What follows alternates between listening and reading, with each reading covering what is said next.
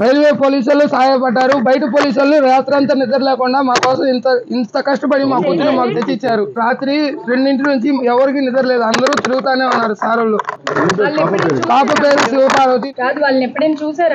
వాళ్ళని మేము ఎప్పుడు చూడాల, వాళ్ళు అసలు ఎట్లా తీసుకెళ్లారో కూడా తెలియదు. అది సీసీ ఫుటేజ్ చూస్తే తెలిసింది బయటికి. అంతవరకు దాకా ఏది తెలియదు మాకు. మాది ప్రాపర్ వచ్చేసి విజయవాడ. నేను లవ్ మ్యారేజ్ చేసుకుని వెళ్ళిపోయి సెటిల్ అయిపోయి రైల్వే కోడూరులో సెటిల్ అయిపోయా, కడప జిల్లా. పాప పేరు శివపార్వతి మేడం. 4 years.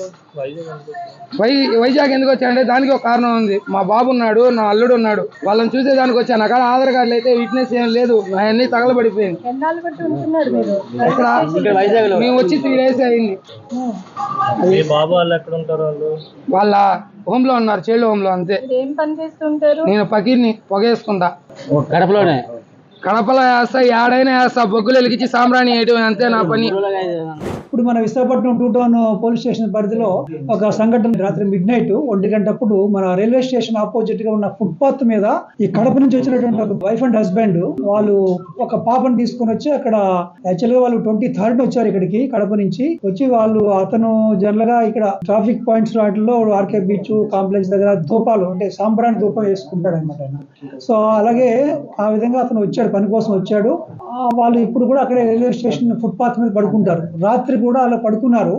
12:30 వరకు వాళ్ళు మెలుగుగానే ఉన్నారు. వాళ్ళ పాప పక్కనే ఉంది. ఈ పాప 4 years old, 4 సంవత్సరాలండి. అయితే తర్వాత 1 గంట తర్వాత 1 గంటన్నర 1:40 నిమిషాలకి వాళ్ళు చూసుకుంటే పాప పక్కన లేదు. వాళ్ళు వెంటనే వాళ్ళు అక్కడ రైల్వే స్టేషన్ లో ఉన్న రైల్వే పోలీసులకి అందరూ చెప్పారు. ఆ తర్వాత కంట్రోల్ రూమ్ కి 100 డైల్ చేస్తే వెంటనే మా వాళ్ళంతా అలర్ట్ అయ్యారు. రాత్రి అంతా పోలీసు వెహికల్ చెకింగ్ చేశారు. CCTVలని వెరిఫై చేస్తే ఒక బైక్ మీద ఒక అమ్మాయి ఒక అబ్బాయి ఆ పిల్లని తీసుకెళ్లిపోతున్నట్లు గమనించడం జరిగిందండి. సో ఆ ఆధారంగా బైక్ దాన్ని బట్టి మేము ఇన్వెస్టిగేషన్ మా 2 టౌన్ సిఐ గారు అప్పలనాయుడు గారు అలాగే SI మన్మధరావు చక్కగా ఇమీడియట్ గా రెస్పాండ్ అయ్యి టీములు ఫార్మ్ చేసుకున్నాము.